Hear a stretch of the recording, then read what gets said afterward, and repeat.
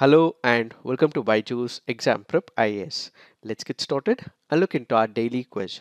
Before we start with the practice questions for the day, we have two important announcements. Most of you would be giving Civil Services Preliminary Examination tomorrow. After the examinations are concluded, you would want to know what would be the right answer for the question, and you would also want to know the cutoff as well. To help you on this front, what we will have is an elaborate analysis at 7 p.m. tomorrow live on our YouTube channel. So we will take up the question paper analysis, we will have an elaborate discussion, and we will also give you an expected cutoff as well. The second announcement is in reference to Mega Scholarship Program.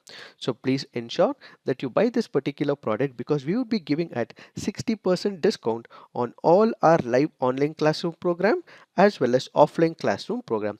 We have limited number of seats available. This offer will be valid till 30th of May only. So what are you waiting for? Give the necessary information and you will get a call back from our counselors and you will be able to get discount on our products. Let's get started and look into the first practice question. With respect to carbon border adjustment mechanism, which of the following statements are correct? CBAM is a policy tool introduced by the EU to reduce carbon emissions by imposing a carbon tax on imported products, ensuring that they are subject to the same carbon cost as products produced within the EU. It is part of EU's Fit for 55 in 2030 package to reduce greenhouse gases emissions by at least 55% by 2030 compared to 1990 levels. Which of the statements are correct? The answer to this is both. Why have we taken this practice question? Because this article on the Hindu makes a reference to carbon border adjustment mechanism. Let us try and understand what are these statements. When you look into the first statement, yes, it is a policy tool that is introduced by the European Union. So the first statement is right. What is this policy all about? What the European Union has been trying for the last couple of years is to reduce the carbon emissions in European Union countries, for which it has introduced certain principles and guidelines which companies and organizations in European countries will have to follow. So it means that in order to bring down the carbon emissions, all these companies will have to ensure that they meet up to the standards that have been established by the European Union. What if there are companies which do not want to pollute European countries but look for an alternative which do not have advanced environmental regulations? So what do? They push their agenda. They also shift their bases to another country as well. So they start operating in another country where the environmental regulations are not strict. So this particular product will be manufactured in another country and will be imported into European Union countries. So what is happening? There is no environmental pollution that is happening on the European Union countries front, but environmental pollution is happening somewhere else. But we are all in an integrated world. Pollution somewhere will also impact other countries as well. So in order to prevent it, what is the European Union doing? If there is a particular product where that particular product has excessive carbon emissions, so whatever penalty or whatever fee will be paid in European countries, the same will be imposed on those products that are imported from some other country. So basically the aim of this particular program is to prevent carbon intensive imports before undermining the EU's climate objectives. So this basically encourages the adoption of cleaner production practices around the world. So it is not just to European Union, but if you are importing, what you have to do is make sure that you're offsetting the carbon by depositing CBAM certificate to offset these emissions.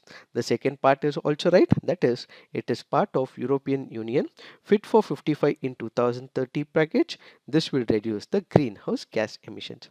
Now let's look into the next practice question. The strategic petroleum reserves facilities are established in which of the following locations? Chennai, Mangaluru, Mumbai, Padur, Vishakhapatnam. The answer to this is 2, 4 and 5, which is Mangaluru, Padur and Vishakhapatnam. Why have we taken this practice question? Because this article on the Indian Express makes a reference to strategic petroleum reserves at Mangaluru, Padur and Vishakhapatnam. We have the Indian Strategic Petroleum Reserve Limited, a Government of India special purpose vehicle which has established strategic petroleum reserves at three locations. This includes Vishakhapatnam, Mangaluru and Padur. This happens to be an Indian company responsible for maintaining the country's strategic petroleum reserves. ISPRL is a wholly owned subsidiary of the Oil Industry Development Board, which functions under the administrative control of the Ministry of Petroleum and Natural Gas. This can also be very important from the preliminary examination point of view.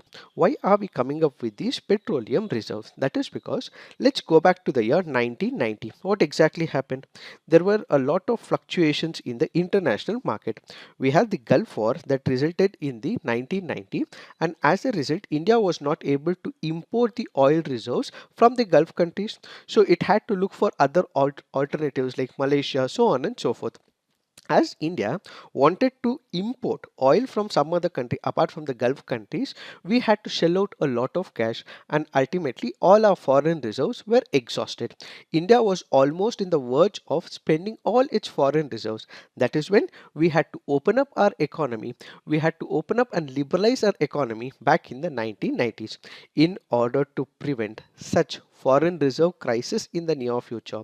What we require is reserving certain volume of oil in our country. So reserving a certain millions of tons of oil in our own country is what is called as the strategic petroleum reserves, for which what we had is in 1998 Atal Bihari Vajpayee's administration proposed building reserves as a long-term solution to managing the issues in the oil market. So what did they do? They came up with three oil reserves. One is in Vishakhapatnam, second is in Mangaluru, third happens to be Padur. Now let's look into the next practice question. Consider the following statement with respect to Union Public Service Commission. The UPSC comprises of a chairman and 10 members. Each member holds office for a tenure of 5 years or till he becomes at the age of 65 years. While making reservation of appointments or posts in favor of any backward class of citizens, UPSC is consulted. The chairman and members of UPSC are not eligible for further employment in the government of India or a state. Which of the statements given above are correct? The answer to this is none. Why have we taken this practice question? Because this article on the Indian Express makes a reference to Union Public Service Commission. On one side, this is a very important article from the governance point of view, and it is also important from your GS paper 4 ethics point of view as well. But since this is not an analysis, this is more to do with your prelims, let's stick to what is being asked in the statement. When you look into the first statement, the UPSC comprises of a chairman, yes, 10 members, yes, but it is for a tenure of not 5 years, but instead it is 6 years. So the first statement is wrong. When you look into the second statement, while making reservations of appointment or post in favor of any backward class or citizens, UPSC is consulted. Remember, it is not consulted. It is the initiative or a prerogative of the government. They need not have to consult Union Public Service Commission. So second statement is also wrong. When you look into the third statement, chairman and members of UPSC are not eligible for further employment in the government of India or a state. This statement looks like a right statement, but there is a small catch here. What is it? It also says members. So remember, it is only the chairman of UPSC who is not eligible for further employment, but members can become the chairman of the UPSC, and at the same time members can also become chairman of a state public service commission as well. This restriction is imposed only for the chairman, but members can become the chairman of UPSC. Members are also eligible to become the chairman of what is called as the State Public Service Commission, which is why the third statement is also wrong. Now let's look into the next practice question. Which of the following statements is or incorrect with respect to XPOSAT? XPOSAT will study various dynamics of bright astronomical X-ray sources in extreme conditions. It has been built as India's first and only the world's second polarimeter mission that is meant to study various dynamics of bright astronomical X-ray sources in extreme conditions. Which of the statements are incorrect since it is asking for the incorrect statement?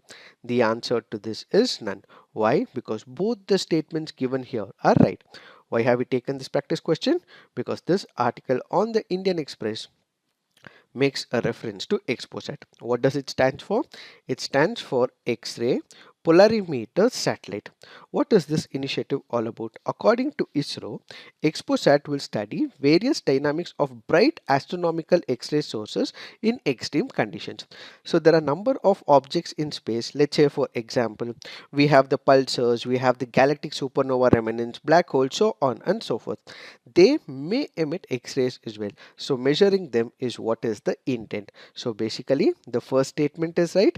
The second statement is also right, primarily because yes, it is India's first but world second. Which is the other one? The other happens to be NASA's Imaging X-ray Polarimeter Explorer that was launched in the year 2021. So this happens to be very important from the science and technology viewpoint. So like all forms of light, X-rays also consist of moving electric and magnetic waves. They usually peak and valley of these waves move in random directions. So the field of polarimeter basically studies the measurement of angle of rotation of the plane of the polarized light that results in passage through certain transparent materials, which is why it is one of the important initiatives taken by ISRO. So ISRO is collaborating with Raman Research Institute to build this X-ray polarimeter satellite. Now let's look into the next practice question. With reference to micro irrigation, which of the following statements are correct? Fertilizer nutrient loss can be reduced. It is the only means of irrigation in the dry land farming. In some areas of farming, receding of groundwater table can be checked. Select the correct answer using the codes given below. The answer to this is 1 and 3 only.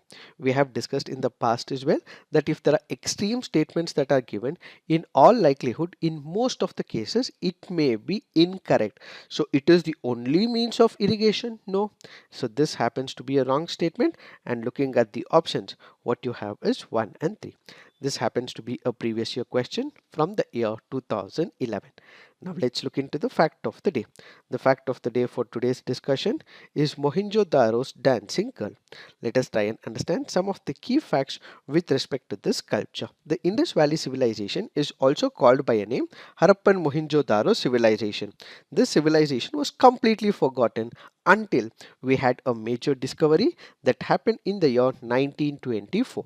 So many sites were discovered, and ultimately one of the sculptures that we were able to discover was the dancing girl. In fact, when you consider Harappa in Punjab and Mohenjo-daro in Sindh, both are in present-day Pakistan, but this dancing girl was discovered in 1926 by British archaeologist Ernest D. Moke. The dancing girl remained with India. This bronze figurine sits in the National Museum in Delhi. Let's look at some of the important facts. The dancing girl is a sculpture made of bronze. It belongs to the Indus Valley civilization and dates back to 2500 BC. It is 10.5 centimeter in height, 5 centimeters in width, and 2.5 centimeters in depth. What is the significance of it? When we look at the significance of this particular sculpture, it shows the artistic significance. It is small but unique as well. This also shows the skill of the artisans during that particular period, and this also goes on to show that dance was also practiced during those periods, because the statue is named as dancing girl primarily because owing to the posture with her right hand on the hip and the left hand resting on her thighs, it also gives out that people were also practicing dance during that period. Her features are prominent with large eyes, curly hair, and a flat nose. And what we can also infer is the great degree of sophistication during that period of the Harappan artistry as well as metallurgy. Why? That is because they made use of metal blending. They also made use of lost wax casting, which happens to be one of the complicated process in the sculpture. It is this that we have to understand with respect to this topic. So this is it for today. Thank you for watching, and for all those of you who are giving your civil services preliminary examination tomorrow, all the best.